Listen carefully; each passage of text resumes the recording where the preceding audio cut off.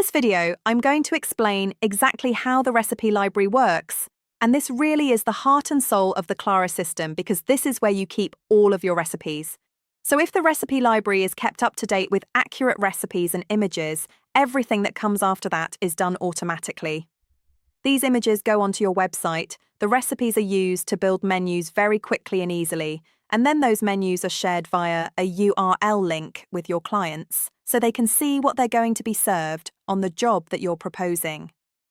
You can also share the recipes with other workspaces. The recipes will be costed automatically and drive your quotes, so it's quite an important place to start, building this recipe library. If you've imported the cookbook that I offered during the onboarding, then you should be met with a page like this, where all these recipes are preloaded and ready to go. And the recipe ingredients will also have been imported. I'll talk about ingredients in a minute, but the main thing to understand is that the ingredients library grows as recipes are imported in.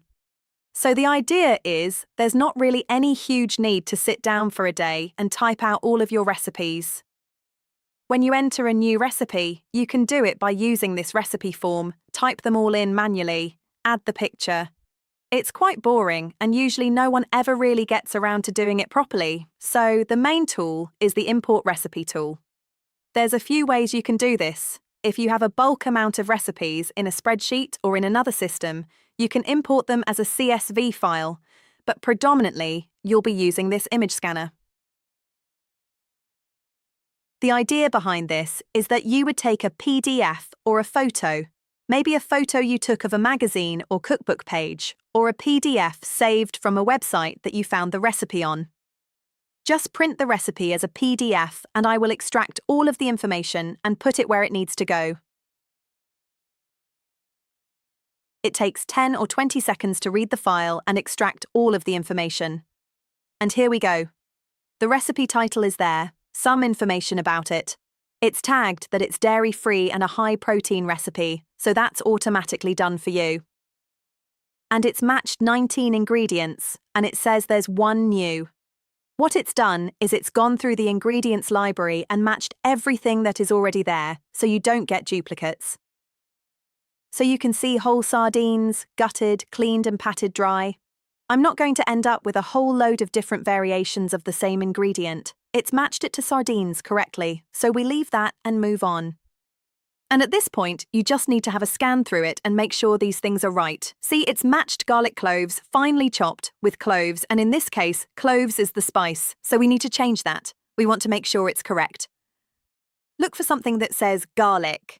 And now it's changed it to garlic. Now lemon halved, this is saying that it's not in the library and it's new. I can adjust the text and leave it to add a new ingredient. But I am just going to check that there isn't a lemon of some description in there. Lemons, it's already there. So I'll change that. Coriander is correct. Olive oil, correct. And again, this garlic is there.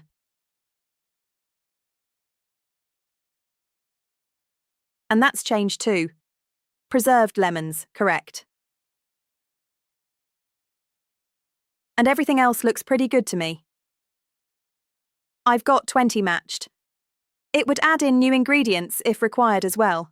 It's pulled in the method. Now I'm going to confirm the ingredients and save the recipe. If I go and search for the recipe, sardines doesn't have a picture yet. What I can see from this page is that it's given me the costing. There's €5.14 per portion, and this recipe serves 5. So there's the total cost. You'll use this page when you come to use the recipe. And you can scale it up and down like this easily. Let's say you're cooking for 20, it'll give you the relevant amount of ingredients to use. Now, I want to add the image. Click on Edit. At the bottom here, you can add a video link if you've got a demonstration or a clip about the recipe. And you can add an image. Now this is where it gets clever. This is an image that I've taken. It's just a quick snap from the kitchen bench. It really doesn't matter about the lighting or background.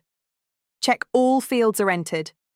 And when I save the changes, it's going to ask me if I want to enhance the photo. And I'll say yes. Now what it's going to do, it's going to take 10 or 20 seconds, and it's going to use the 3 images that we uploaded during the onboarding, they are also in the settings menu. Something from your own dining room, restaurant or yacht, etc. Nice images that represent your workplace. I'll use those images to create a constant look for all of your recipe photos. I'll polish the dish slightly and make it a little bit clearer, but I will keep the dish looking identical. I'm not trying to make fake images of your actual food. This means all of your images sit nicely together on your menus, and you don't have to waste time getting the image perfect during service. If I find that dish again, open it up, all of this information is now here. I can generate the nutrition value if that's important to you. I'll take the ingredients and look up all of that data. Another thing that's great about this recipe library is you can either print the recipe, or you can share the recipe and copy the URL, or send it to somebody via WhatsApp or an email, and then they will come to a page that looks like this. The image is there. The video's there if you've got one, and the list of ingredients and the method. So you can share a recipe very easily with somebody if you need to. Over in the Ingredients tab, this is the area where all of your ingredients are stored that are automatically populated when you bring in a recipe. So this ingredients library will just grow by itself naturally. It's my job to go and find the average prices in your country, but as you know, pricing fluctuates quite a bit between suppliers, between regions, and time of the year. So while the majority of it's done for you, it's important to keep in mind that the price might not be completely accurate. While it will be, with a lot of things like flour and sugar and fairly cheap dry goods, things like meat and fish will be worth keeping an eye on and adjusting as you go. Beef fillet, 20 a kilo, that's roughly what I'm paying on a good day, but it could skyrocket in price and can be 70, 80 or more a kilo, so just keep an eye on prices that change a lot.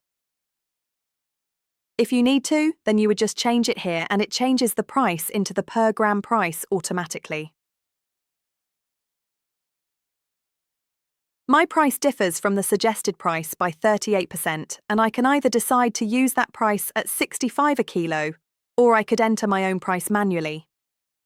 Either way, the idea isn't to sit down and constantly go through all of your receipts and update these prices. You could, but as long as you keep the meat and fish prices fairly accurate, then your costings should all stay fairly accurate.